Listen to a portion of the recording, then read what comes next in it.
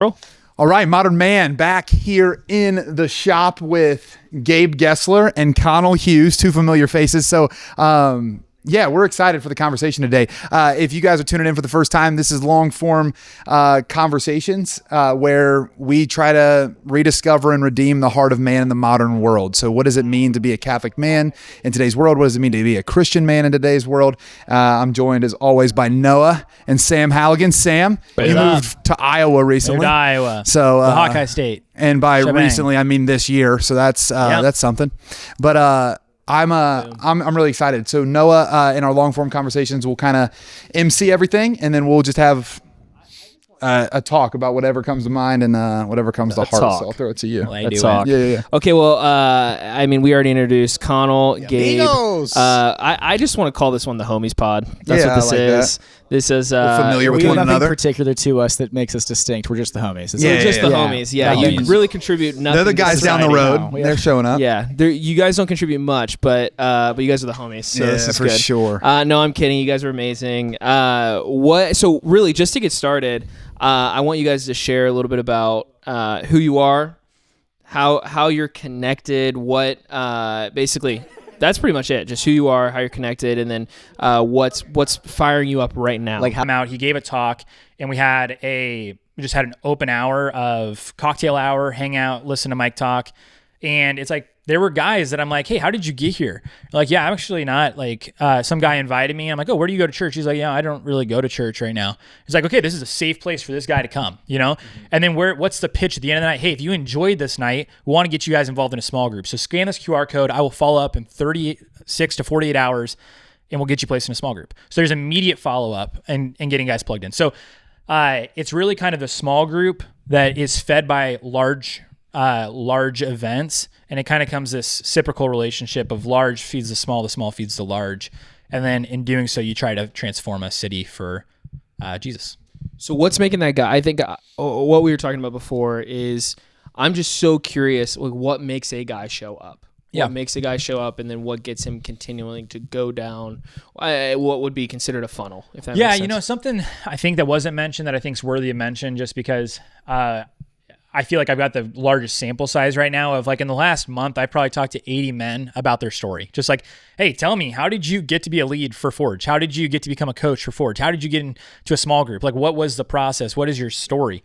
And so many of them, it was actually like either a rock bottom moment, a cry for desperation, or just like loneliness. Like there's these things that just, it's like, and I think it's all over the place. So people just recognize they need something more than just daily life, right? We are living the most lonely, depressed, anxious generation that's ever existed. I think you don't have to convince someone that they need something. They just need to know where they can find it. So I think a lot of these people, it's through a recognition of need and then a personal invitation. So a lot of these guys, what we do is when I sit down with a guy who wants to lead a group, I take them through an exercise of, you know, why are small groups important? What content are you gonna hit? But then we do like a name storming exercise. So who you discover, are these guys kind of more like finding their faith right now? Do they need more formation, or are they like fight ready? Are they like brothers in arms? You're Jonathan and Jonathan's armor bearer type thing. Deciding where they're at and then inviting them in. Like in a lot of those groups that are fine groups, men that are on the fringe, it's that personal relationship of, hey, I know this guy from high school. I know he still lives in Des Moines. And I invited him into a group and he said yes. So I think it's amazing how many guys were previously agnostic or atheist or just kind of lukewarm Christians that were invited by someone and then have a structure to begin to seek a relationship. Yeah. I'm curious about the transition, if there is any, from some of those men from being a part of these small groups into Catholicism. Because you could imagine guys are drawn in who aren't Catholic. Yeah. And I think what it sounds like to me is something akin to a house church model, which I think is super attractive to a lot of people in this country. And it's not something that parishes in our country offer hardly at all. So I'm curious, is there like a process for that or like conversation about it? Yeah. So it's really unique is there's, you know, these relationships between, men in a small group are led by a lead who then is being coached by a coach. And then I'm working with the coach who works with the lead who works with the guys in the group. And so the leads are formed by the coach in a way where it's like, hey man, you've got to be able to recognize when is someone ripe for a conversation, right? I admire so many ministries that do this super well, specifically like Focus, where it's like you find the window and you present the gospel. And so these are men that I've walked with, that I have trust with, and then I present the gospel to them. And I say, hey man, like Jesus came, he took your sin upon his shoulders. He died the death that you could not die. He lived the life you could not live. And he is here for you, and he wants to extend an invitation for you to come into relationship with him, and just giving it. I mean, like you would ask for money, just putting it out there, not saying, putting a bunch of excuses, just hanging it out there and forcing a decision. And I think that that's surprising when I talk to a lot of men who have had that full circle, like went from kind of like fringe to deeply invested in their faith. It's because dudes sacked up and said, make a choice. Like you're either in or you're out. I was talking to Mike Sweeney at the event, after the event the other day, we got coffee, and he was like, he said, I was walking with this guy who wasn't Catholic, and his wife and his kids came into the church in Easter last year, and this guy's still kind of floating around in his Protestant church, and he goes, basically does Exodus 90 with this guy, and then gets to a place of trust where he says, hey man, listen, like your wife and your children have come to believe that Jesus Christ is present in the Eucharist. They believe in the Holy Catholic Church, and you're dragging your feet. And so you need to sack up and say, this is either true and go all in, or say this is the scariest crap ever and pull them out of there and get them out. You need to, like, basically forcing a decision that this is either idolatry, that they're worshiping bread, or this is Jesus Christ the King. And that, I mean, the guys just became Catholic this past weekend. And so it's those type of decision point moments I think are so pivotally important. So I'm going to stop talking now. That's kind of where we're at with that. No, it's the best context. I'm glad that you threw it to those questions, because I think what I was trying to get at when I was creating back to unity instead of that dichotomy that I thought might be coming out of the purpose and relationship is because, like, when you hit rock bottom, you discover a need, and your need is for relationship with something outside of yourself because you can't do it anymore. Like what happens whenever you get to a place where you're looking for more, or you're lonely, you're like, hey, I can't do this anymore by myself. Like I need a relationship outside of me. I think that's why when men gather where they're at, when you invite someone into it and they come see it, there's this, well, sometimes there's a reluctance because it's like, man, if I get into relationship, there's going to be responsibility. I don't know about that. But I've seen it so many times in the last 10 years at Damascus through what you're talking about. I help out with the men's ministry in Columbus. And there's just this constant, I think, calling for us as men in this generation where we're like, hey, what's your relationship like with God? That's the most important one. Then from that with yourself, and then from with yourself to those most involved in your life. And then from there to your community, and from your community to the church and world. It's like where are you at?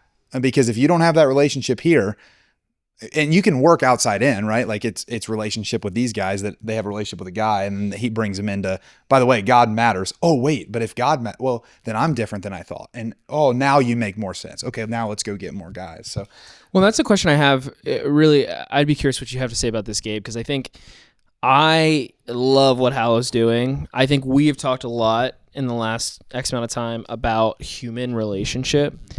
And so I love, and even before we started, we were talking a lot about this individual faith reality that's happening in our church.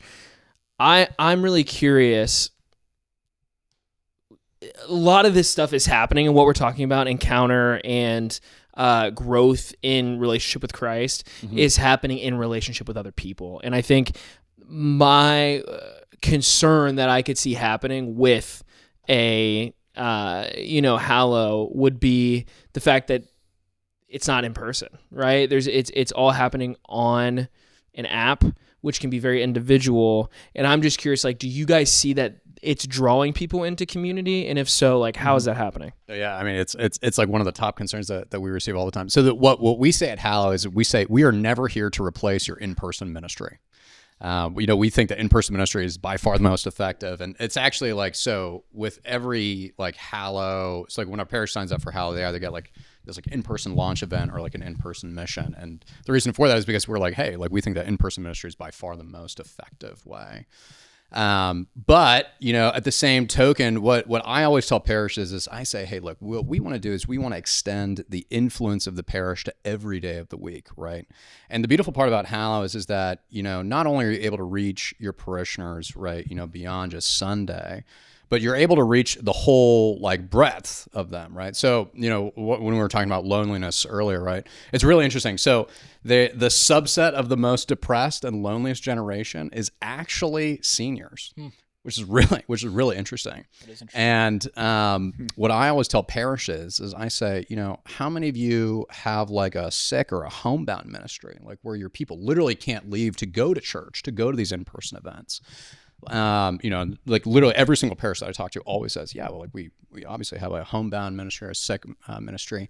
I say, well, this is such a beautiful opportunity for you to invite those parishioners into prayer, right? So the way that it works is that like the parish, they get a parish page, right, where everyone can kind of, you know, pray together, where they can, you know, pray like the different prayers that the parish, you know, is doing. So, right, like think kind of like digital novenas or digital parish missions, if you will.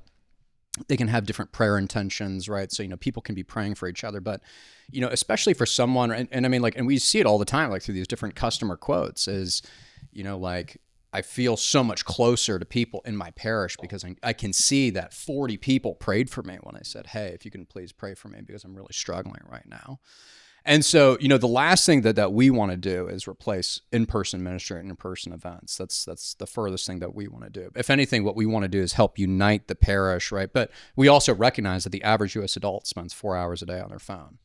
The average U.S. teenager spends about double that. And so what we want to do is help actually replace that screen time, replace it with prayer time. And so, you know, really it's providing the parish, you know, a leveled playing field that like all these big tech companies have, right? I mean, like big tech companies, I mean, they spend, you know, billions of dollars a year, you know, to make their products as addictive as possible. And so now it's like, you know, and obviously like we're nowhere near the size as like Meta or Google or anything like that, but it's like, how do we help provide the parish something that's, you know, world-class, helps connect their parishioners, you know, to, you know, like to their parish and really just help people pray.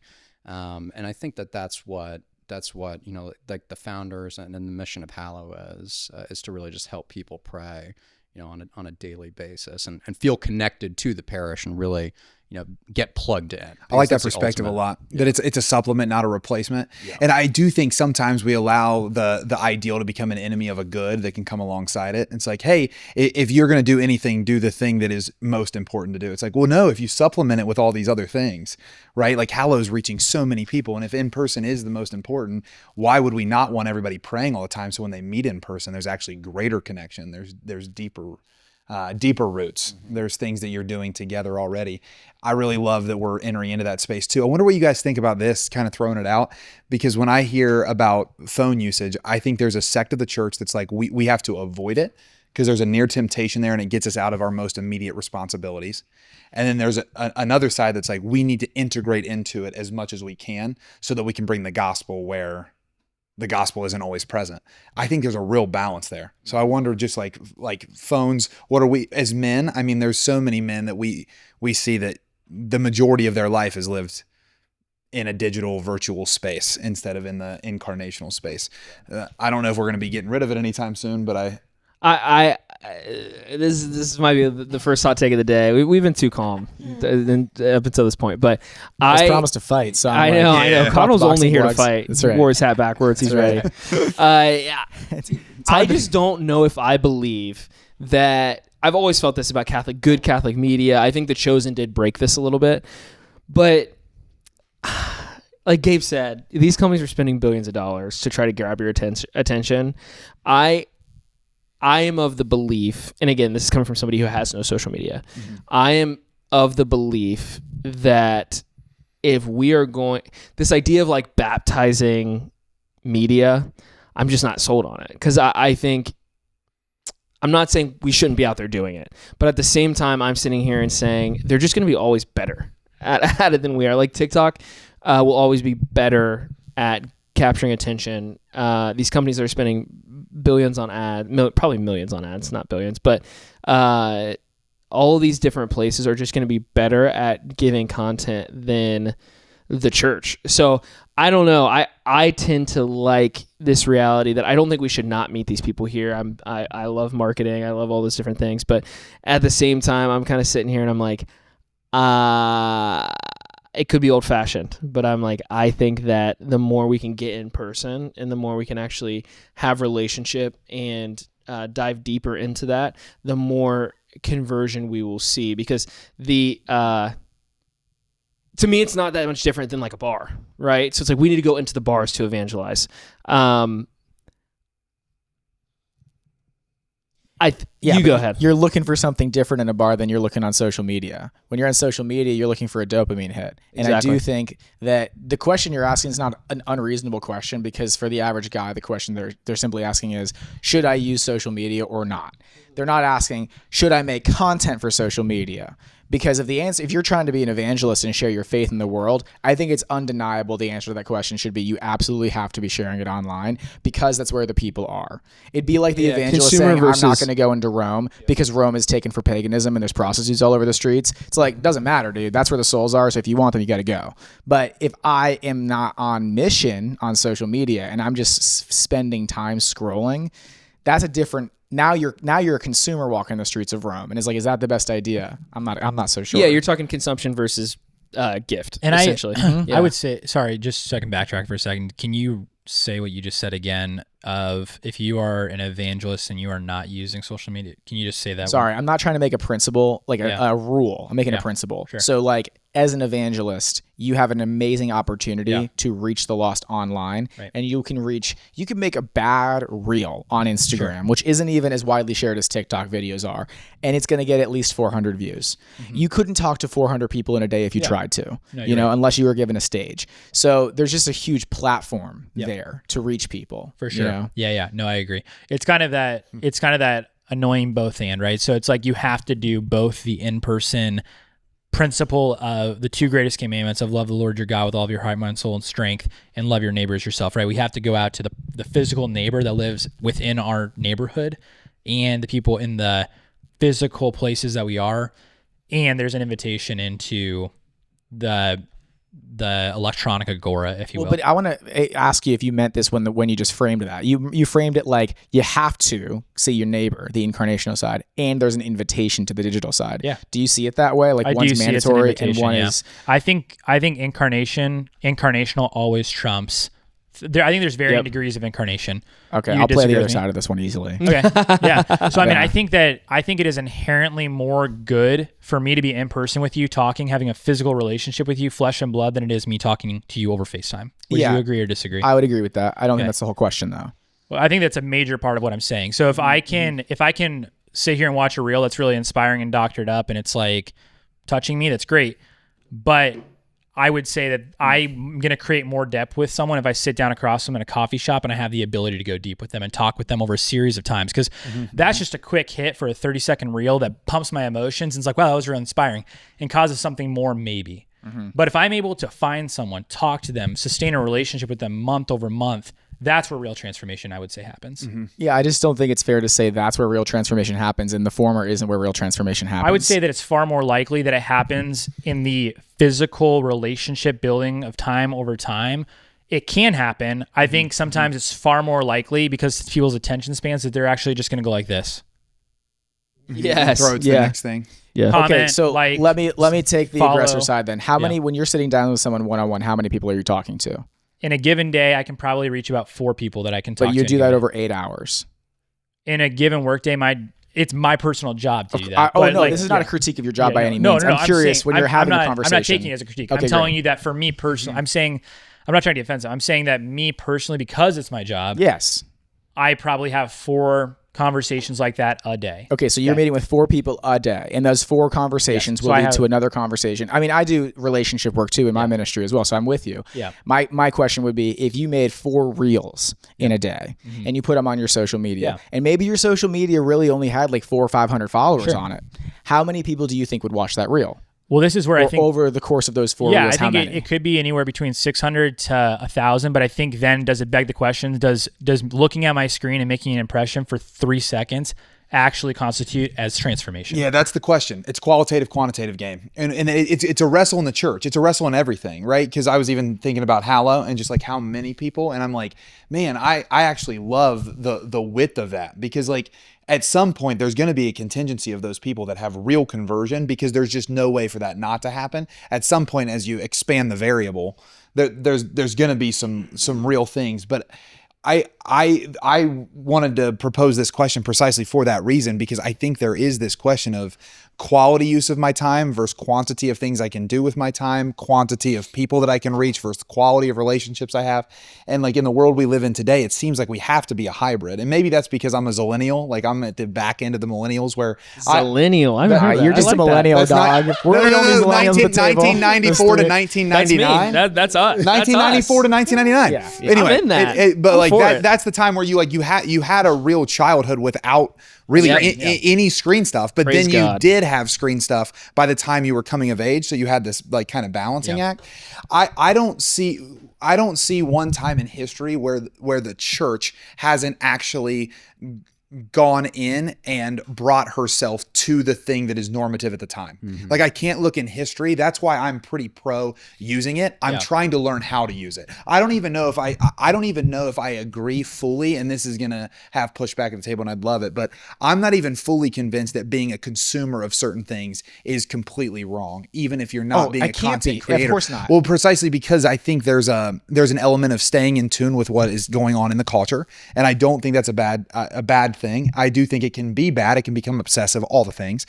But I also think there's an opportunity there to leisure, actually. And again, I don't know how to do that responsibly, but I'm just saying, like, watching something on YouTube can actually constitute a better use of leisure than me doing something lazily, even if it's incarnational. Yeah. And I get in this kind of, now again, would it be better for me to work out and pray every day than be on YouTube for 5 hours a day? Definitely. So I'm not actually speaking in absolute. It just the conversation begins being missional with a quantity versus quality conversation, and then it starts becoming like actually From the consumer angle. virtuous. Yeah, it's a virtual with question. like what it's the best way for me to use time, engage with what is available in the world today. No, and I thinking, tying what you're saying to what Sam was saying, like I'm thinking of certain individuals who have made a massive impact, even in the incarnational institutional church, but their ministry is entirely online. So I'm thinking of like a Trent Horn from Catholic. Honestly, any of the apologists on Catholic Barron. Answers. Bishop Barron's a great example. Father Mike Schmitz. Yeah. These guys, they may have small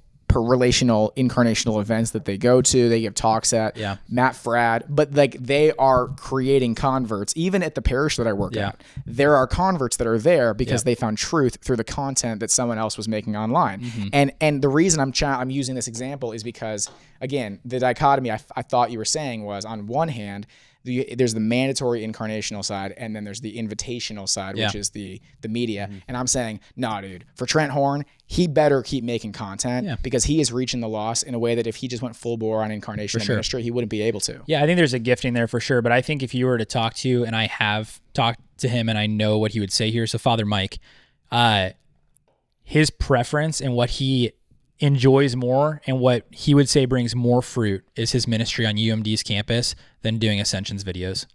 He would do that 7 days of the week if he could. So I wouldn't agree with him if he said that to me. I'd say I love that you feel that way. Yeah. But I don't think that's a fair assessment of your So what's fruit. curious to me, and I'm just going to throw this out there and you guys can get upset if you want, but I love it. so Jesus Christ came at the fullness of time. He came at the point in the entire strata of all history of humanity where it was the most opportune time to bring the gospel, to die, to live, to resurrect his body. And he chose an age where there was no social media to be on an Instagram reel. Yeah, dude. And But- St. Paul didn't come then either. There's modern day apostolic activity that can happen there, but Jesus didn't come when there was iPhones and TVs and Yes. an ability to be recorded in that way. Yes, you're right. I gave a talk on this literally 2 nights ago. So Galatians bring it. 4:4 is the passage where he says, at the fullness of time, God sent his son into the world. Why was it the fullness of time? It's a good question. It's not just a turn of phrase like a long, long time ago in a galaxy far away. It's because at that time in history, at least this is what the commentators largely say in modern context, is it was the Pax Romana. So Rome, they were at the very end, the tail end of the height of their power. They had roads that channeled them from all the way from the east to the west. And the way they were able to maintain military dominance was because of their road system. And so a message as fulfilling as the gospel was able to spread like that because, for one reason, the road system was enabled so that the message could spread from the east to the west. So I do think that God values and this will always be my argument when it comes to church stuff, is the value of the horizontal and the vertical, but like reaching far and wide this deeply is it to me, it doesn't feel fair to say it's less valuable than going really wide in a vertical way or like in a deep way. No, so I think I'm going to double down here, because the highest call of a man's life is to raise his family, right? So unless he's a priest. Great. Then I'm okay. I'm going to talk about like 90% of people who listen to this. Okay. Go for it. So most men will become married and have fathers. If anything impedes upon your ability to raise your children and raise them well, you're failing at your vocation. Yeah. Okay. That is an incarnational reality. Totally. You are not encountering your children on a smartphone. You're not sending them reels. You're not sending them voice memos. You are there at the dinner table. You are there changing their diapers. Yep. You are there bathing them. Why? Because that is what facilitates trust. That is what facilitates long-term conversion. Yeah. I would definitely not want a listener or reviewer to watch this and think I'm telling them, oh yeah, your job as a dad is not as important as your online ministry. Of course not. Yeah. But the reason I brought up the priesthood was not just to like, add a little turn of phrase. It was like, there is a vocation in the church for people who actually are not called to go super, super deep with a very, very small few. Because there role, are people who are called to go really, really wide and less deep. And that's actually considered the more noble vocation, the higher vocation. Their role is primarily sacramental. Of course. Well, I don't know that they would say that. It's worship. It's to provide worship to the church. Yes, it's to teach, it's to govern, and it's to sanctify, and across a large community of people. It's not just purely, the sacraments are of course tied up intimately with all of that, but that priest is there to go a little deep with a lot of people. And that's why we have many fewer priests than we have fathers. The father's role is so focused because it is so intimate, and it mandates that depth of connection. But even if you were to talk to a priest and ask him, like, where is your discipleship at? It would more than likely come in the form of a parish leadership team, right? So even like Jesus, sure, he feeds the 5,000s and he has the 72 and he has the 12, but he has the 3, right? So even Jesus, I think, and a priest, I think, would say that they value the depth of incarnational relationship higher than the longitude, shallow relationships. I would agree. There is a scale here, and the shallow horizontal relationships are on a lesser degree than close proximal incarnational relationships. Can I ask you a question? It's a value. You guys are so. I think Sam, I don't even know if you're disagreeing. I think what you're saying is that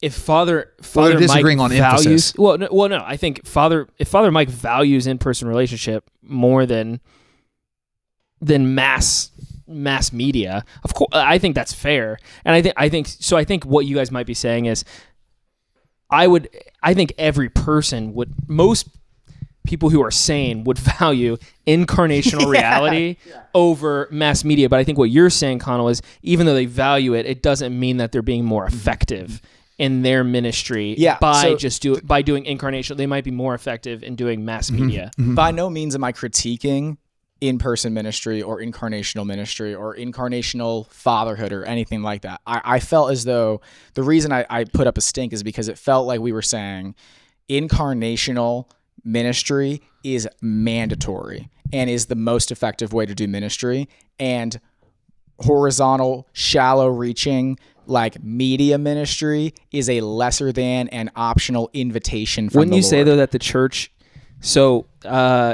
you can't go, it is mandatory. So it is, just think about the ministry of the church. So you can't go to confession online, right? That's an incarnational reality that is mandatory at least once a year for the Catholic, right? Once a year, right? That's right. So you should that's go what I'm saying. Preferably during the Lenten season. It is a precept, at least once a year. Yeah. So the reality, and you can't. No, you have to receive the Eucharist incarnationally.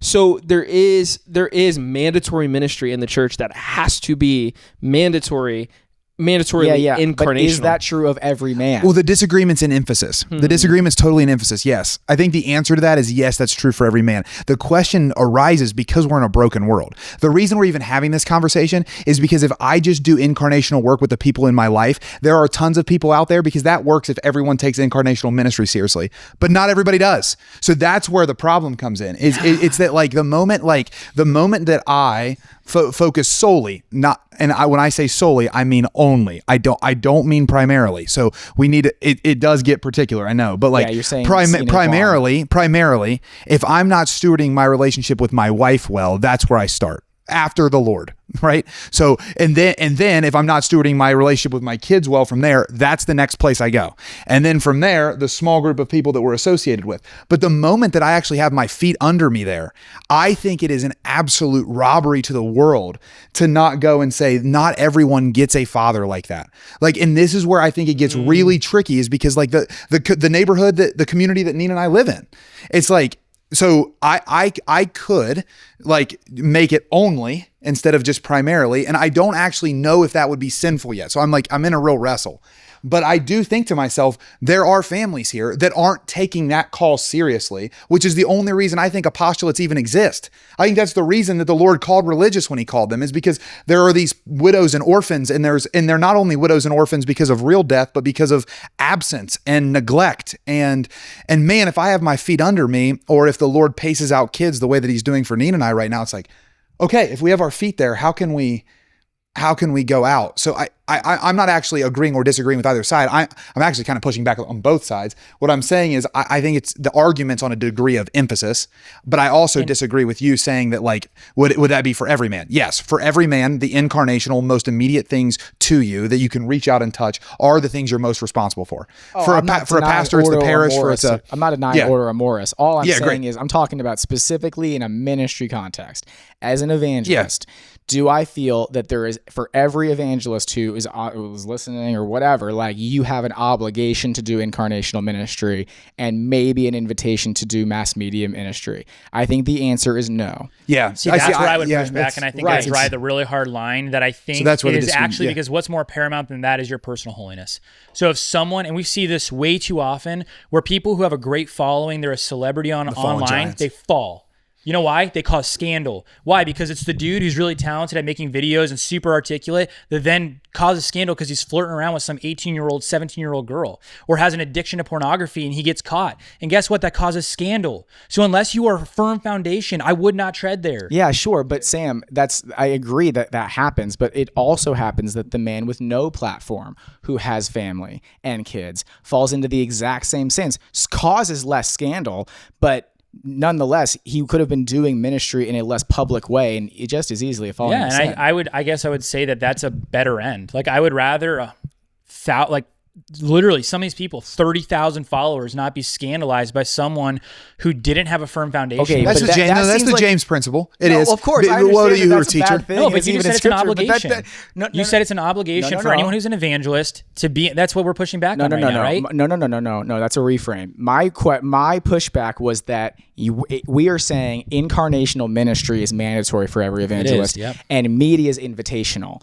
I would not say the reverse is true. I would say that both may be invitational. And actually, there could be people that are called to media and not to incarnational. How do you reconcile? The way I would give evidence of that are people that clearly have very successful ministries on media and very little, if none, incarnational That's just ministry. Not true because or people that don't have the sorry, I'm going to keep one more. Because like imagine someone who's autistic and they actually don't have a relational capacity because of their biology. Okay. But maybe they're really brilliant and maybe they can give evidences for God based on science or mathematics, and they're able to like create content on YouTube. I'm thinking of one in my head right me now too. that we I know might exactly. all be able to as well. And I know for a fact this man has over 700,000 followers on YouTube, subscribers on YouTube, and he would be the weirdest person ever to sit down with over a beer. But he is creating such a movement online because of his theology.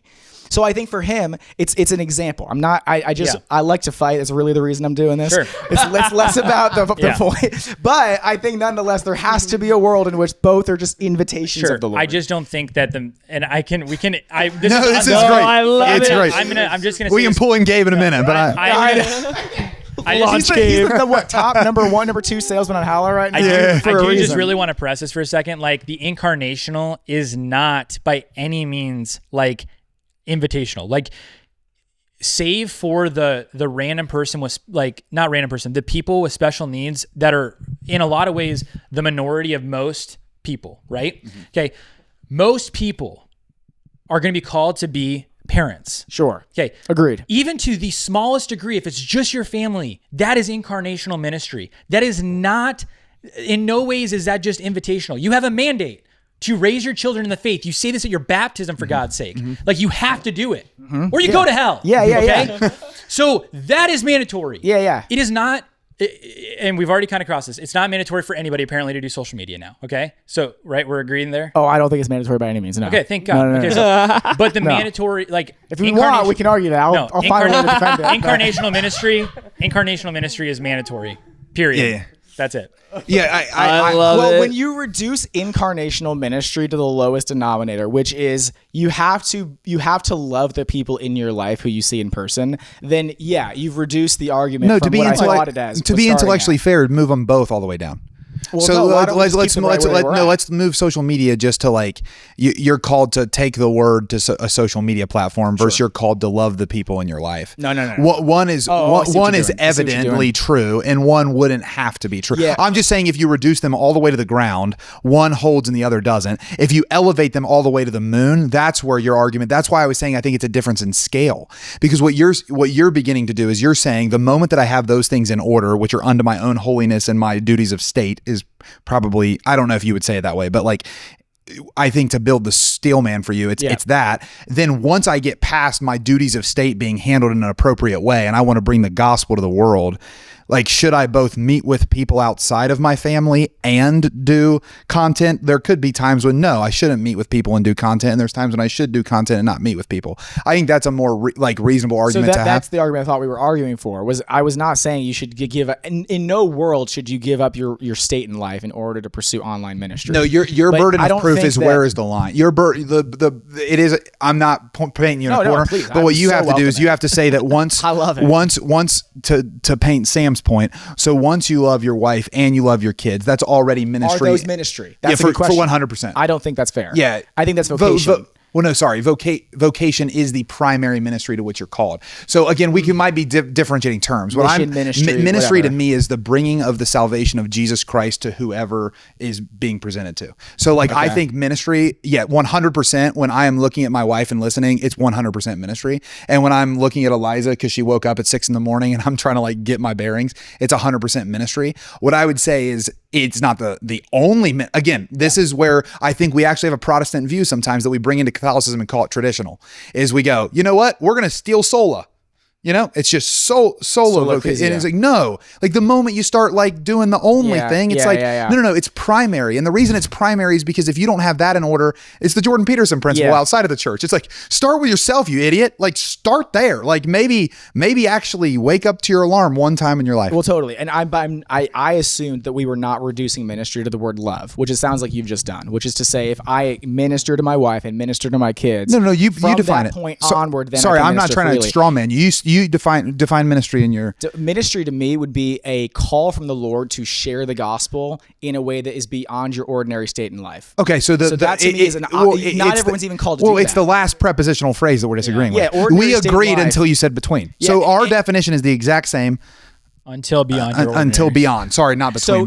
But see, now it does feel to me like we've gotten away from what originally you had said. Sure. Because my original pushback was on the debate between what it sounded like, and I am in full support of your current full-time position. I do, as I said myself, which is to meet with people one-on-one and invite them into relationship it's an incarnational kind of ministry.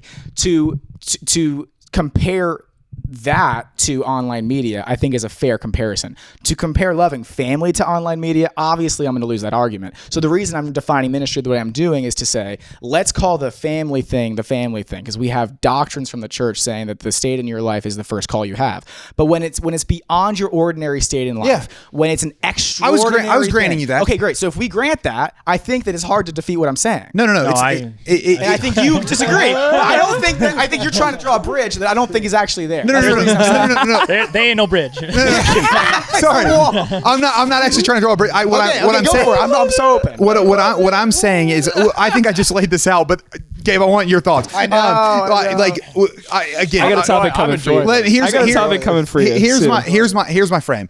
All I was trying to say is you made the point that if you reduce the incarnational side down to family, of course I'm going to lose. Of course. Then all I said is reduce incarnation down and then online down, and then you get left with incarnation, not online. Then incarnation wins every time because I don't have to post on social media. I have to love the people most proximal to me and under my responsibility and authority. Okay, now if we grant that, then the moment at which we both grant that, hey, the duties of state are the most important thing for you. Yeah. Ministry is anything beyond duties of state, which is how you're defining it. I did say that right before you were then creating it. Again, I do think there is an argument to be had there, which yours is once you have your duties of state like taken care of, and you're in ministry outside in those other circles that go, the concentric circles that go out from there.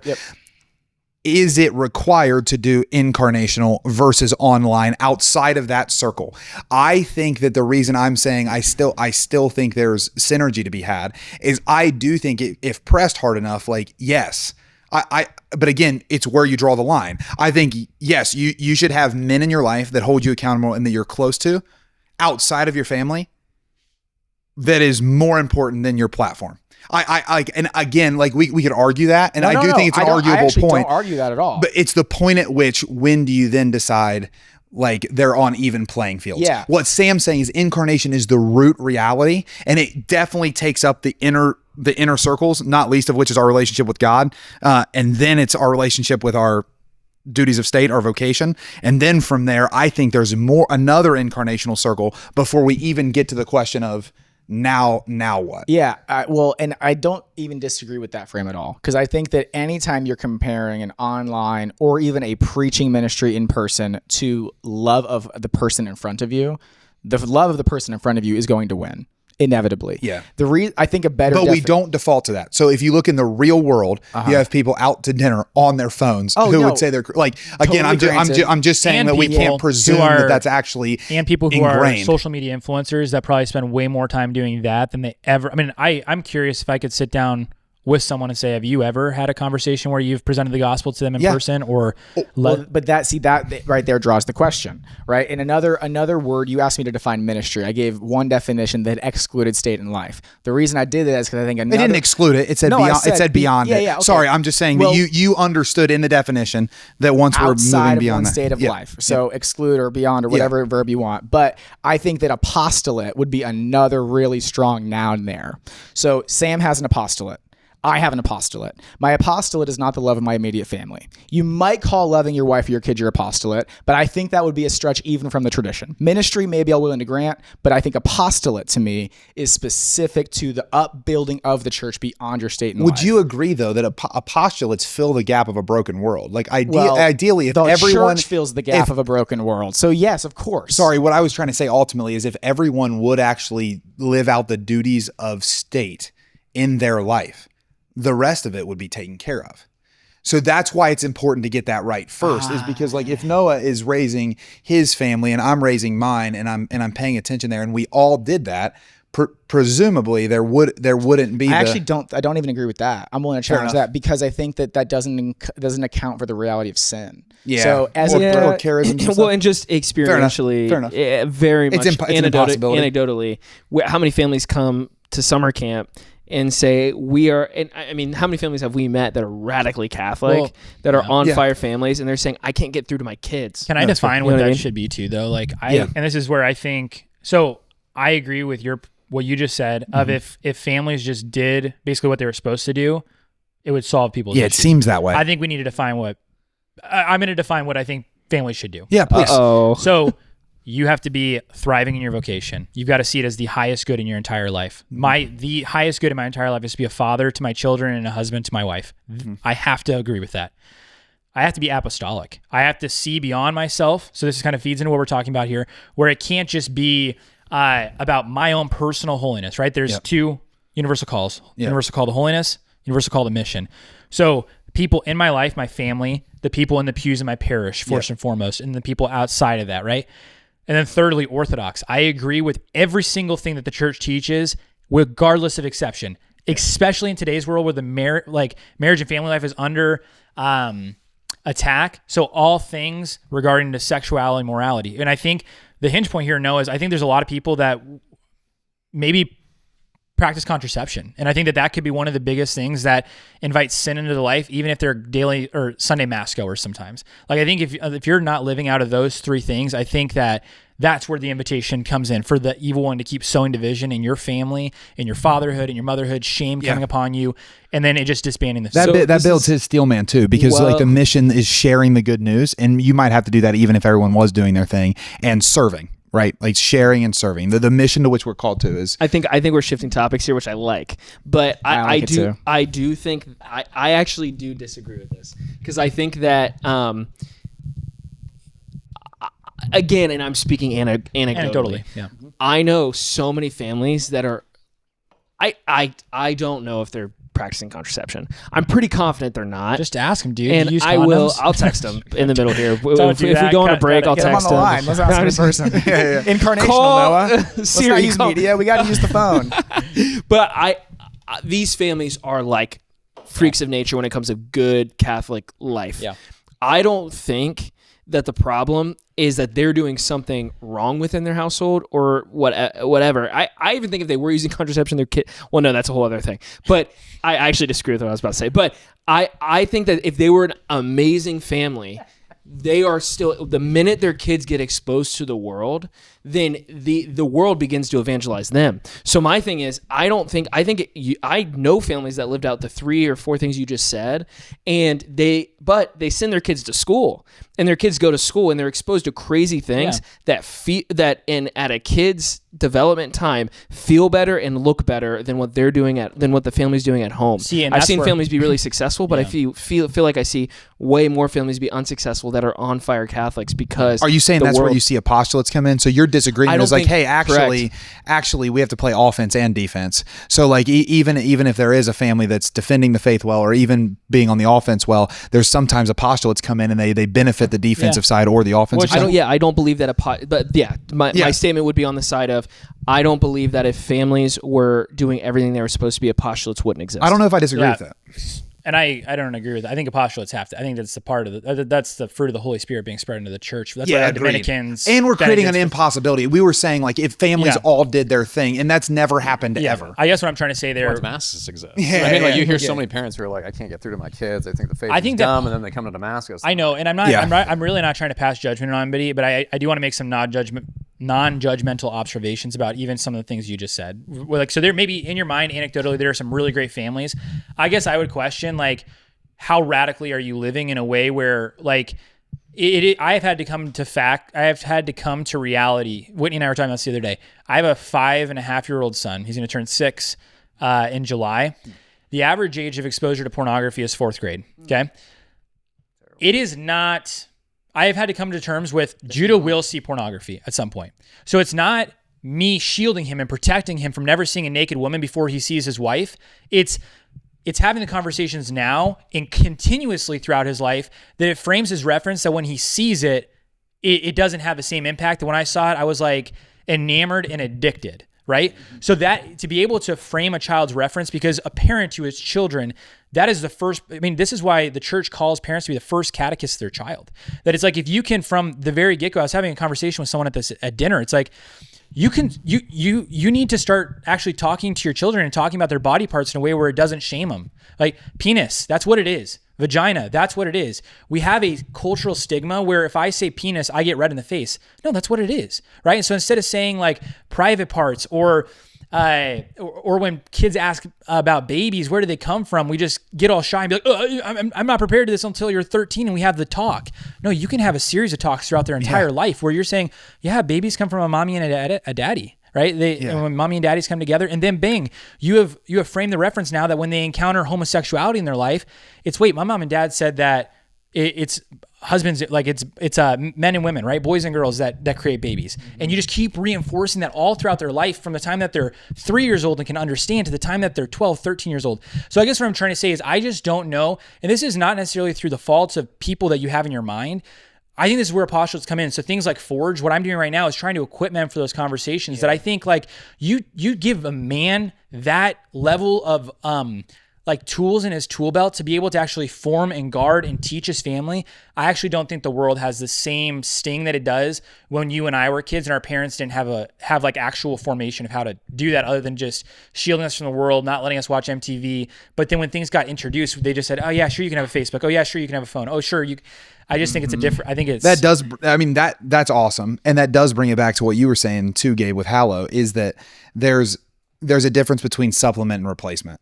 So I think what you and I were trying to say is that if the families, apostolates will never be able to fully replace what the family leaving an absence for creates, but it can supplement like inconsistencies within the family, or even supplement good families who have like gaps that they're just not seeing because they're working and they're sending their kids and would maybe to school, and would maybe make those families less dependent on apostolates. Is that fair to say? Like, I would say that I've always thought that's true. And maybe that's because of my own like natural inclination towards optimism.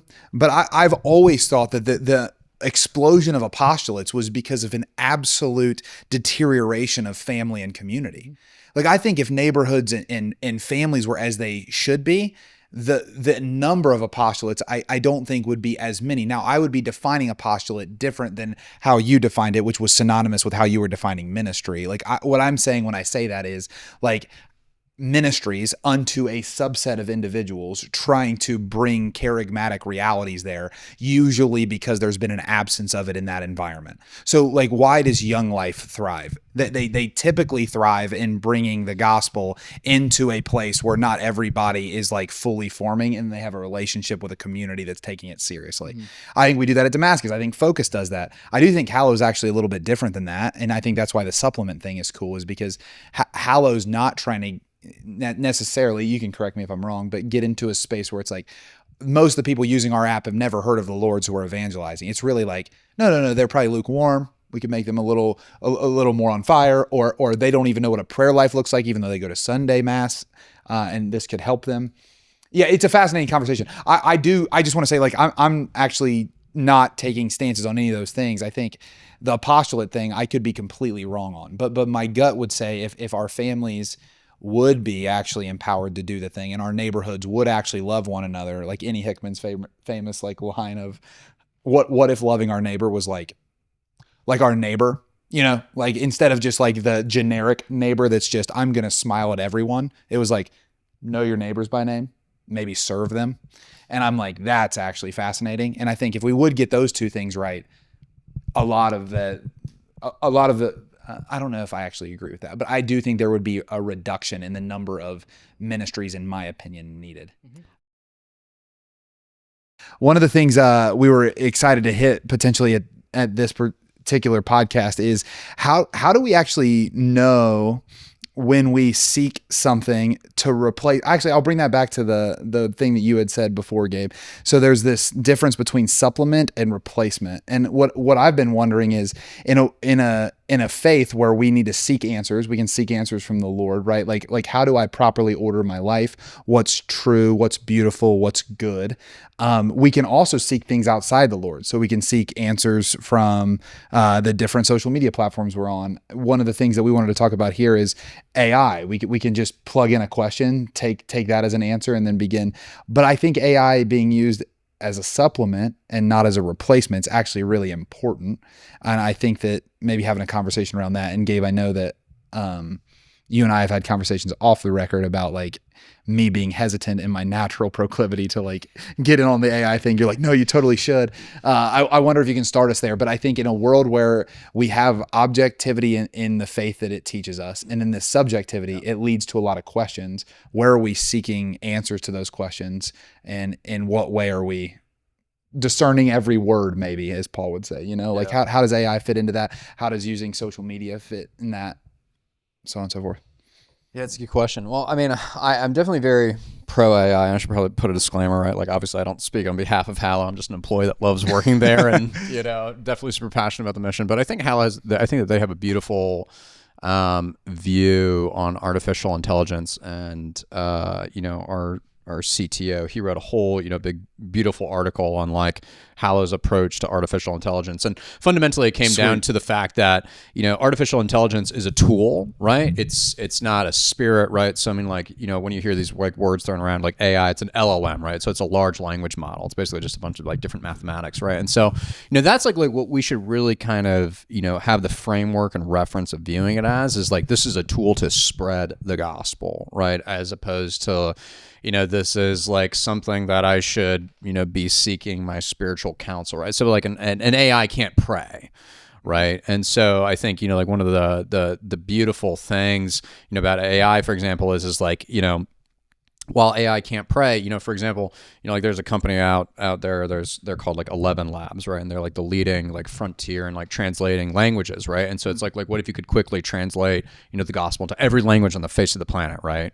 And, you know, like create an audiobook, you know, for the Bible, right? So, you know, you could quickly, you know, say, hey, like, you know, like let's, you know, bring, you know, the gospel into, you know, like all of these like different types of languages, right? Obviously, you know, like you have like some amazing, you know, Catholic AI companies like Magisterium AI, you know, who train specifically just on like Catholic Church teaching. Obviously, like the biggest thing that you want to be careful of is like not, you know, not having the AI be like the spiritual counselor, right? Because again, like the AI can't pray, right? I mean, it can regurgitate known information, but I mean, like there's a difference between like regurgitating something and actually like divine revelation, right? So like an AI can't be divinely inspired by the Holy Spirit because it's literally just a large language model. There's a reason it's called artificial before intelligence. Yeah, exactly. Yeah. Right. So like it doesn't have a soul, right? You know, it doesn't, you know, have like the ability to be baptized or anything like that.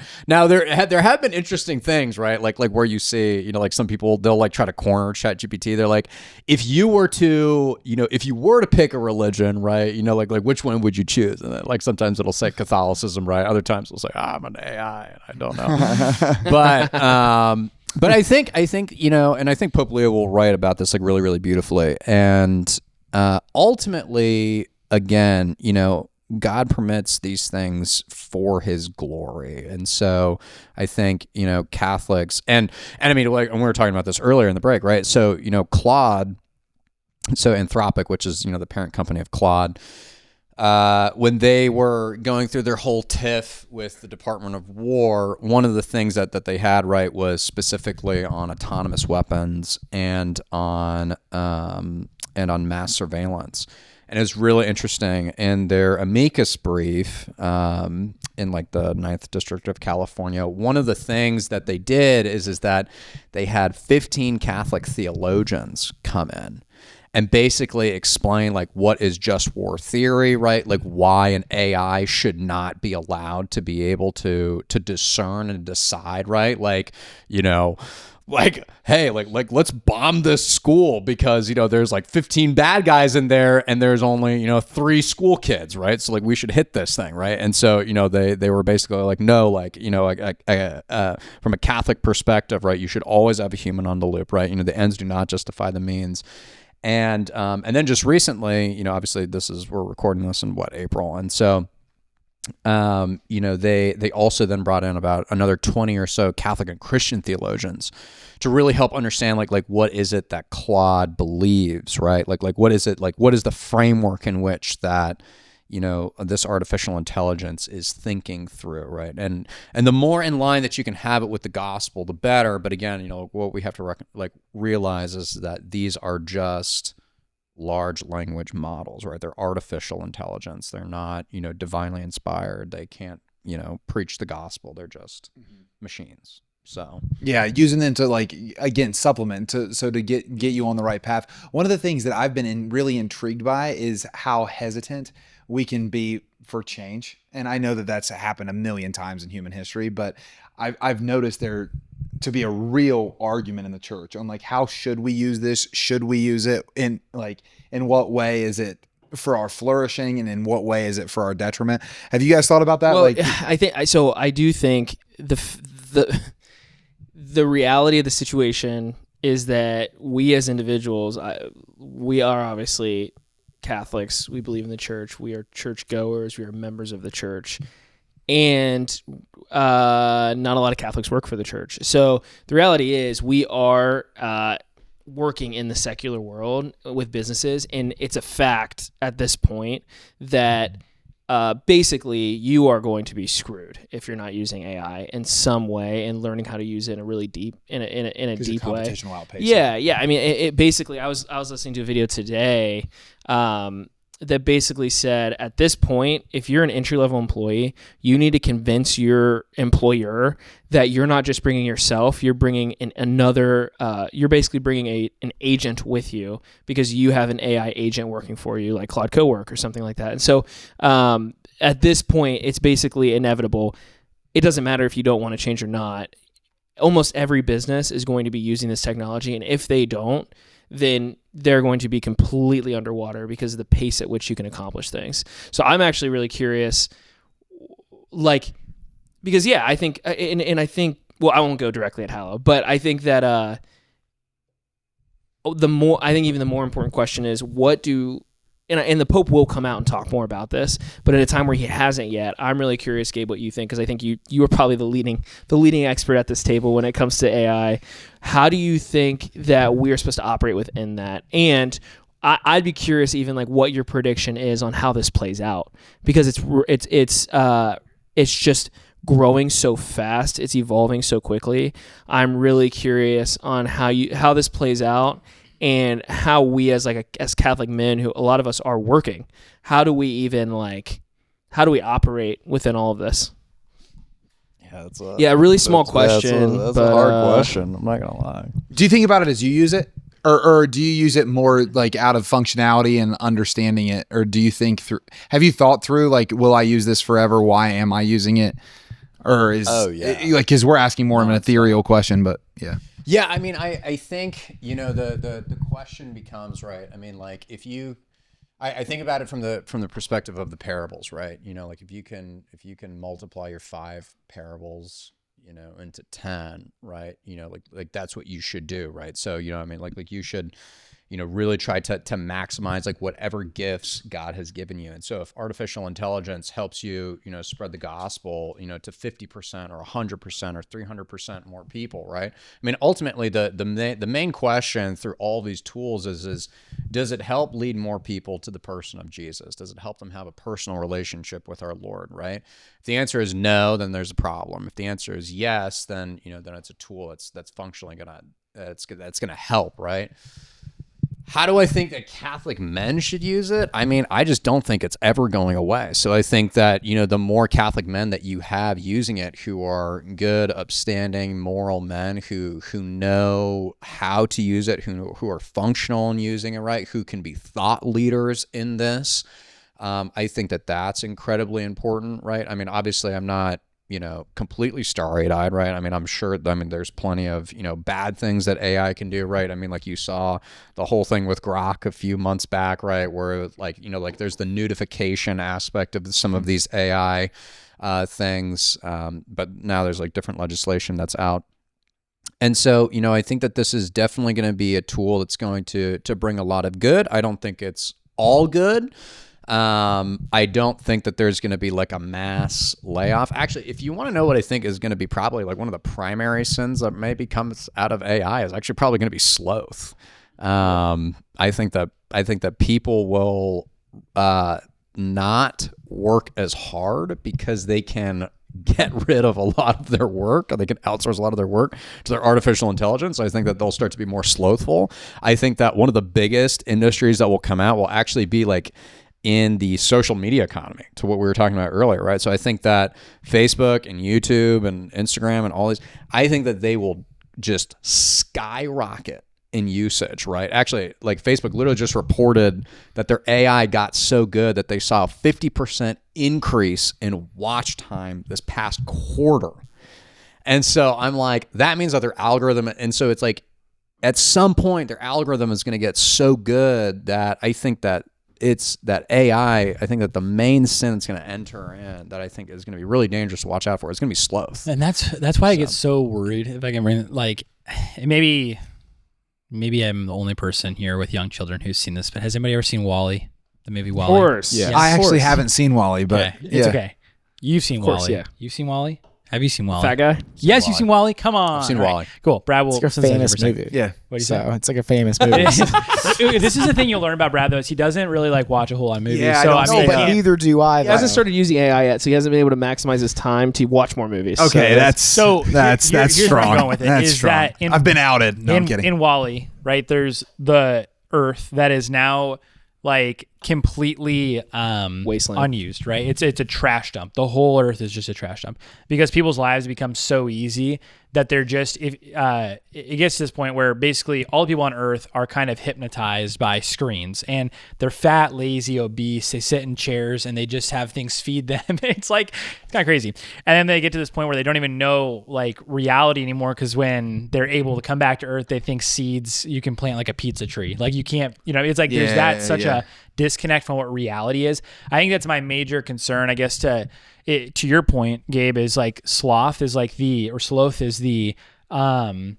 this inability to be able to use our faculties the way that they were designed to be, right? So when I start to use AI to replace the intelligence that God gave me as opposed to a tool to be used for maybe greater efficacy and work, I think that's where it's like I've noticed it myself. Like I use it more as a glorified Google, so I definitely don't use it like to optimize most of my work. It's just like random questions or, hey, proofread this thing or whatever. And I think I do get very concerned, kind of back to the incarnational stuff we were talking about earlier. I wonder if there is a point at which it becomes it becomes subhuman to like engage in this in a way where it becomes unbecoming of a human person to actually like basically give oneself their faculties over to another thing. Well, I think so. I'm just going to ask you a blunt question. So Elon Musk has essentially said, okay, his prediction for AI is that humanity becomes glorified house cats. So essentially everything is done for us and we get a UBI, right? A universal basic income. And we basically don't really need money because robots and data centers are producing everything at such a high rate. He thinks, didn't he say he's expecting in the next 3 to 19 years? It's something that he said once he gets data centers in space. And 3 to 19. 6 or 7. Sounds like it's not going to be 20, but it might be 19.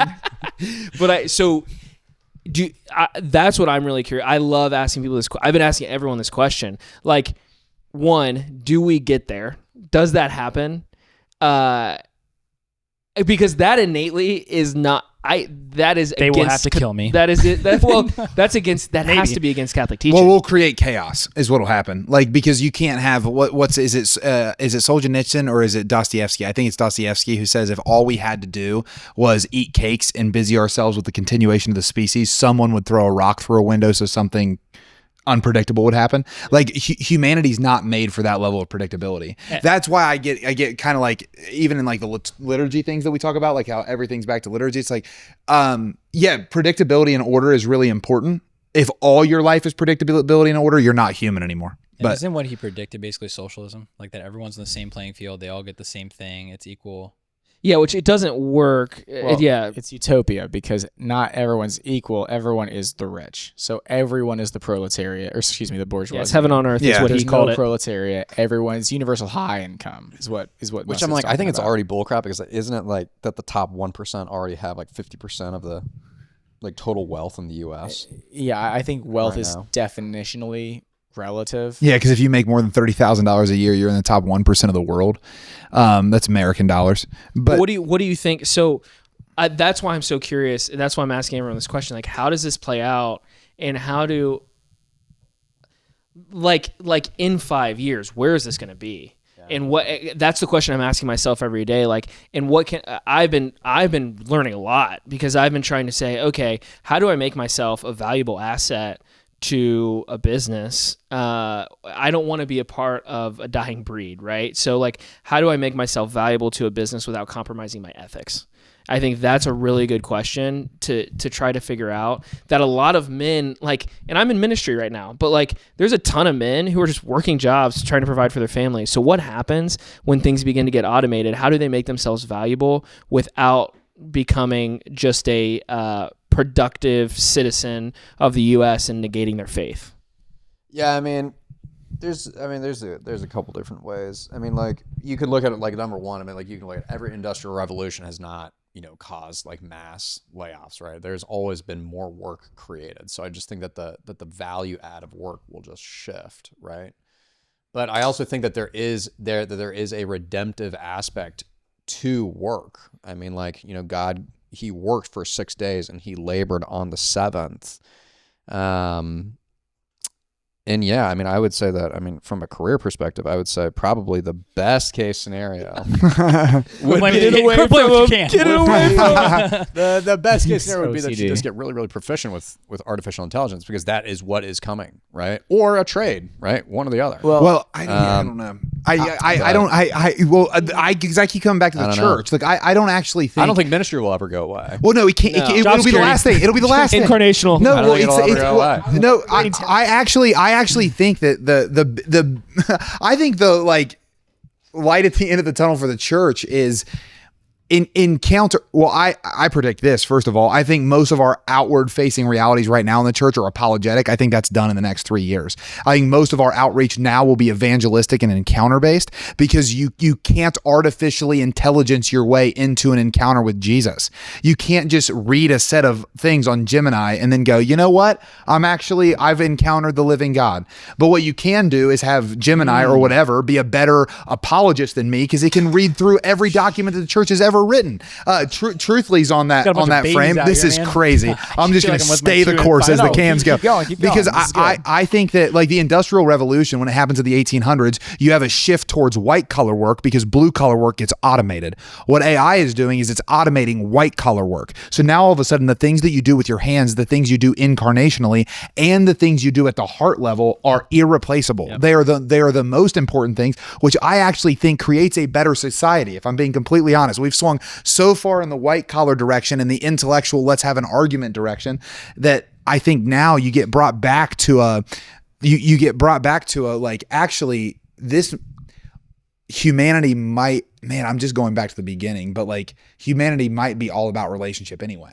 So this is my. Go ahead, Conall. Sorry. Well, we're kind of dancing around a central question, which is AI moral? Yes. Because until a couple comments, the question was, how should a man use AI in the modern world? And that is the same question as saying, is AI moral to use? And I think the only person who came close to saying yes was Sam. I'm with Gabe and Noah that it's completely moral, and I don't really see any, honestly, issues with using it. Is Google moral to use? Let's try to build a steel man for the person who would say no, it's not moral. Well, yeah, like you'd have to move it. That's like, what Google. If Google's moral, Totally. If going to a local cleric before you had the internet was moral, like you seeking intelligence outside of yourself so as to then educate yourself and test every word. Books. I don't think we disagree that it's moral. I think the question is, some people in the church, I think, totally agree. I just don't think anyone here does. Yeah, at all. I think we are all having kids. Not really. So like my brother is 16. I don't know what to tell him to do. Literally when I'm talking to him, he's like trying to figure out what he's going to do with his career.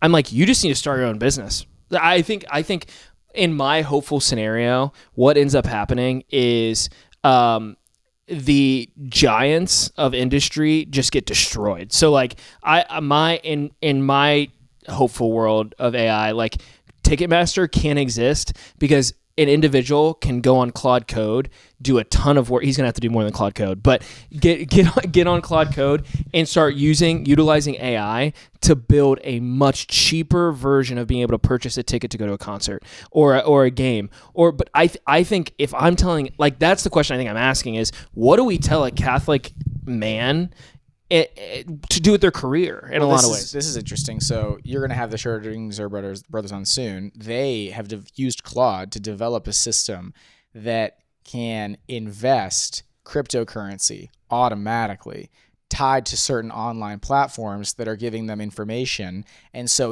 they do. I think that'll be illegal soon. No, it just became legal. So that's why they started it within a week of it being made legal. They'll tell you the story themselves, but within a week or two of it being made legal, they had this thing up and running. And now my roommate is using it himself. And it's like, it'll do 1,000 trades a day. So an entire industry of stockbrokers here that have been for the past 150 years. Whacked. Yeah. It's like, you're just not going to be able to compete with a computer. So that brings it back to your point, Noah, which is, and Gabe as well, this is coming no matter what. So just get on the train. And like, that is what I believe.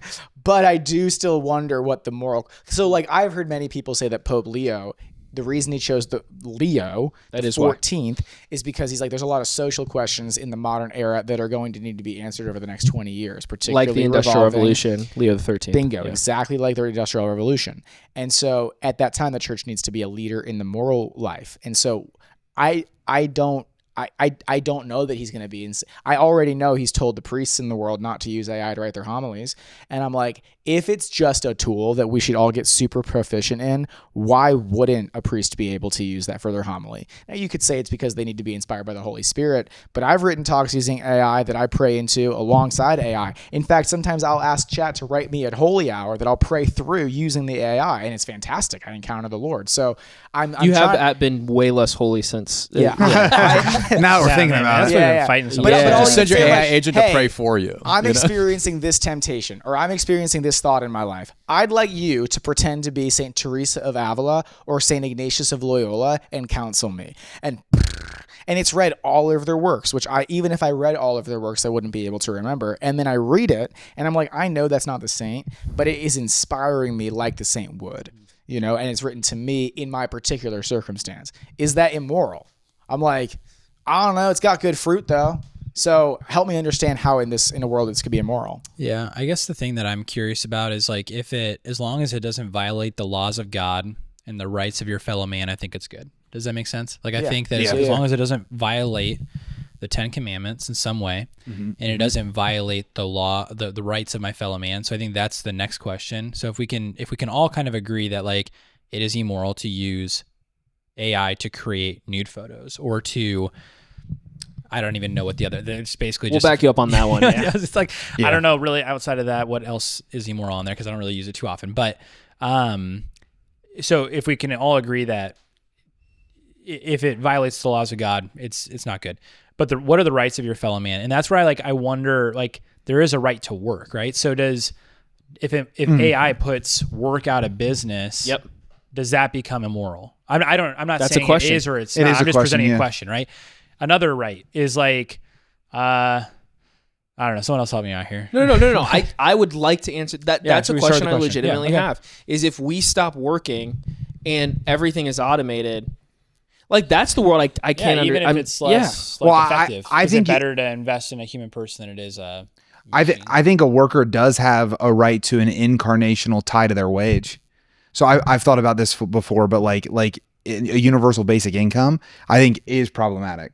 I think the universal basic income is because you are given something that you're not actually tied to in responsibility. Earning. Precisely. And not to like overuse the earn thing, but there's this piece at which like I go out and do something and then provide. There's this, and it's good for the soul. It's good to like, I engage, I get, and then I provide because it teaches me the humility of laying my life down to do something for the other. Right. And I think a universal basic income, what I've always worried about then is it does create, is leisure even leisure when all you do is leisure? Like I don't think that's actually, I don't think that's true. Like when you read Joseph Pieper's like leisure is the basis of culture, like leisure is so important because it gives us this reprieve from the day to day. Like the Lord works for 6 days, he rests on the seventh. Mm-hmm. If this is when I give talks to like young adult men, like my favorite thing to go to in the last 3 years has been, there's 3 things that every young adult man lives for without knowing they're doing it. And once you name it, they feel foolish for living that way. They want a hot wife, a high-paying job, and as much time for their hobbies as humanly possible. That's what every man that I know that's defaulting through life, those are their goals, whether stated or not. So then you just say, I give them all to you today. You got them all. Congratulations. Satisfied? Yeah. No, of course not. Because that's not what life's about. It's not about that. Except for golf. And at least, no. But you get what I'm saying. Like, and universal basic income then allows for leisure all the time. Is leisure even leisure if all you have is leisure? I think it opens up a Pandora's box. Let me jump in though. So I agree with you. Okay. But just to play the other side of this coin for the sake of it, if I was going to build a straw man argument, I'd say, okay, doesn't really seem like there's work in heaven. Why would I need to work in heaven if everything's already been accomplished for me? Heaven without God is hell. Well, work is unto sanctification, right? So like your work in a lot of ways, to Brad's point, is creating virtue in your life, right? So if virtue is about making me more like God, then work is about sanctification. I understand, but then the issue is not work or not work. The issue is virtue and not virtue. And so you could imagine a world in which leisure is the only thing that you have. You don't have work anymore, but you still have virtue to grow in. Yeah. And now you've got the purpose that you're talking about. So I could imagine. I'm yeah, pro you're work. playing. Yeah. I'm just saying if work is unto a different end, then we need to talk about that end, and we can't say it's work. No, well, can I push you on it? Go for it. So let's say, let's say that married one day with kids, you have responsibility. How much of the things in your life that are incarnational should you automate? So should someone care for your entire house? Should someone cut all your grass? Should someone cook all of your meals? Should someone watch your kids at all hours that aren't convenient for you? I can go on the whole polity stuff now. Of course, because you're going to get to a point whereby is it effective? Like, is the right way to judge life to say I am worth more per hour than this task, so I will then offset all those tasks. And that does draw it back to the original question. Because, correct. And this is what I think Sam was saying, maybe in different words, is that there is something innately valuable to incarnational labor. And if you remove that from society, you've robbed man of his inherent dignity. And I would even that say, is why AI is immoral. Yeah. And can I just add one thing? Yeah, sure. I would even say is more important than more money, right? So like, I think there's an element of like, sometimes as men, we can be so hyper-focused on how do I get more money? How do I provide more? I think I would rather take a job being a firefighter, using my body all the time, than like do nothing for work and get paid a bunch of money. Yeah. Because it's about adding value to the world. Can I ask a question though? So, and I want to toss it back to Gabe too on this. So I had this conversation with a friend named AJ at one point. Okay. And it was about essentially, he's very strong that we need to maintain the dignity of work in the individual. Mm-hmm. Even if AI gets better at the job than me, it's immoral to let AI do the job for me and just leisure instead. Yeah. And I said, okay, so imagine a hospital situation in which you've got a whole bunch of surgeons who have been trained for 13 years to become experts at the surgery. And they only make a mistake 5 out of every 1,000 times. But then you find a machine that's run by AI to do the AI surgery, and it only makes a mistake 0.1 time for every 1,000 surgeries. You're testing that, because I asked AJ, I said, okay, your daughter needs that surgery. Who's doing it? Mm-hmm. And I'm like, probably the AI. But that surgeon is also probably equipped to do 1,000 things better than AI can do. So what I would say then, and even in that extreme circumstance, is the surgeons that are displaced by that machine taking their job are not actually forfeited from work, because the competency that they've built could be easily attributed elsewhere. Yeah, it comes down to like reason, right? Because can AI reason? So this is where I'm self-driving cars are like that. So how does a self-driving car decide which of the two bad things to choose? So this is the constant conundrum that you have with self-driving cars, and they do have them in a few areas. So you have self-driving taxis in Phoenix and in Austin and then in San Francisco. Yep. And the issue, they're not in high speed enough places for this to fully matter yet. But if you were in a circumstance where the only two options were crashing into the family vehicle to the side of you, but you live, or crashing into the median and you die, but the family lives, how does it make that decision? Well, it can't. Mm-hmm. That is not something that has to be discerned like in Nor the do soul, I want it, in, and I in don't the want heart it and making that soul. decision. Yeah. But again, if we're pushing it to the limits on the one side, it's pushing it on the other side, where when you automate these things, like there's actually a decision that's left in the hands of people. Like in Genesis, when the Lord blesses us, like we often think like it's a condemnation for Eve to have pain in childbirth, and it's a condemnation for man to earn his wage by the sweat of his brow. It's not a condemnation, it's a reunification with sacrifice. And if the way by which God has made us as men to sacrifice unto the love we're called to is through the sweat of our brow, and not just for our own vanity of looking good in the mirror, but actually unto the benefit of those around us, I do think we got to. The question's worth having. I just don't want to cut the conversation. None of us are trying to do that. But I think sometimes we try to get black and I'm like, I want to keep pressing in, because I think at some point you take work away. And what I mean by work is like the thing that I do unto a service that I am then like rewarded for in some way. Man, it becomes insulary fast.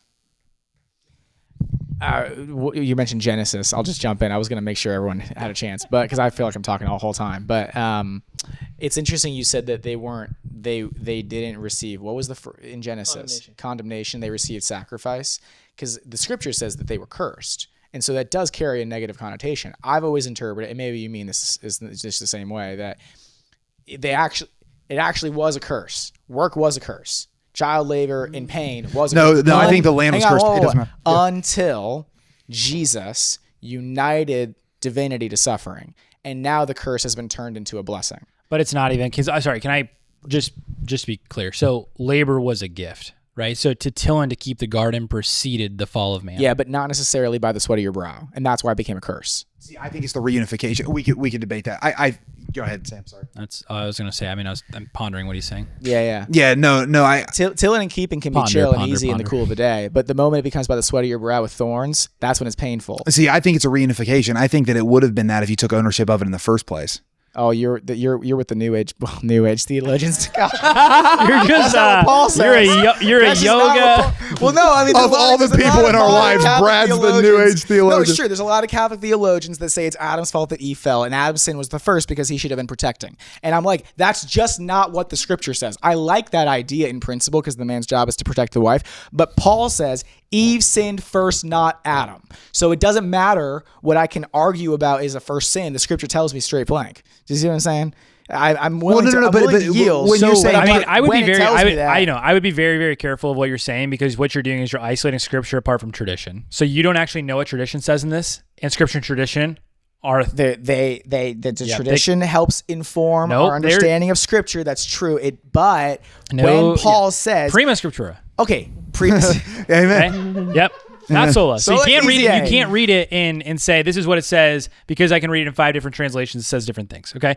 So you have that'd be really interesting. I'm curious. I mean, like, that's an argument you're making. I'm curious if 5 different translations would say Eve didn't. You should read first. the commentary and what the tradition says, and then you can get back to us before you make the statement. Okay. And I'll let you. We'll utilize AI to. Well, I was just gonna say you should do the same thing. You're putting the burden of proof on me. I'm saying the scripture blank says this. I mean, modern theologians are saying, well, really, Adam sinned first because he should have been protected. You're the one making the point, though. And I'm like, no, time out. The saints never said that until like the 1900s. That was not something that the scripture never said they're cursed. So that's what I'm pushing back on. That's not the case.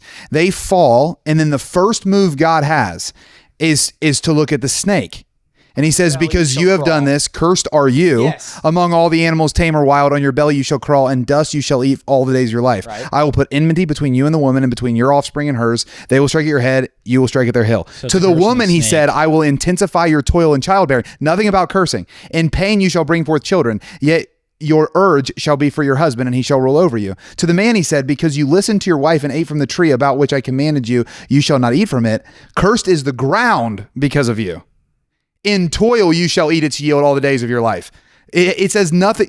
He does. That's the famous move of Genesis. He does not condemn the man and woman. He condemns the serpent, the deceiver, and the ground, so that they have to work for the thing that they were given as a gift in the first place. That's the point. The point is, after the fall, God's not like, cursed are you, man and woman, and Jesus is the full revelation of that. Yes, agreed completely. That I'm looking at this back through a lens of salvation, but it is wrong salvation history to not understand that God from the very beginning at that proto-evangelium where he's saying, I will put enmity between your offspring and hers.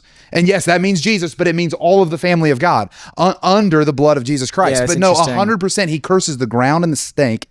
He doesn't curse the man. Yeah. Because what he's saying is, man, remember what I made you for in the first place, which was to do something that yielded life, to give, to serve, to till, to work. We can use whatever verb we want. That's what man was made for. No questions asked. Mm-hmm. We weren't made for a universal basic income where I play video games all day and where I look at things and say, isn't it really cool how smart I am and I've read all the books in the world? It's like, no, you weren't made for that actually, because you're not an intelligence in and of yourself. You are intelligent because you were made in the image and likeness of God. Right. So again, I'm just hard on that because that's really that's a good point. They weren't they weren't cursed. The scripture doesn't say they were cursed. I thought that I think I did say that. I think what it sounded like you were saying is that they were condemned.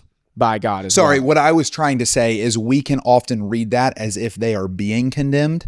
And I think it is a false interpretation of Genesis when we read it through the lens of a God that is smiting them and his wrath is upon them. Rather, it is a God that is saying, the thing that I asked, any father can attest to this.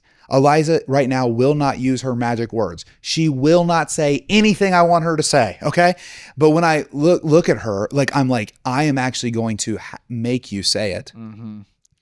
Out of no desire for you to be absolutely crushed under my awesome foot, but rather that you would be united to the thing that you were made for in the first place. Totally. Semicolon. I love it. I freaking love it. We could go for like 7 hours, I think. Yeah. We could make this happen. We'll just have to run it back. We need to run it back. Yeah, sometime. Well, hey, this was a blast. Connell's boiling. He's boiling. Brad got the last word. That's the only thing. It's his podcast. We're just living in it. Oh, that's amazing. Well, hey, Gabe, Conall, thanks for coming. This is truly just a look into, for everyone watching, this is just a look into what we like to spend our time doing because we're a bunch of nerds. So it's been a blast. We love to play sports and debate things until we're blue in the face. So thank you guys for being on. We will definitely have you back on at some point. We did not get to the AI stuff that I wanted to get to. That was I will have me. an I AI pivoted specific. We'll just to have the Gabe on evangelization. Yes, yeah. I'm gonna pretend this is over. Let you guys leave. Gabe and I are gonna go at it for 3 hours. But anyways, thanks for coming on. This is Modern Man. Yeah. We'll see you next time. We're done. Bang.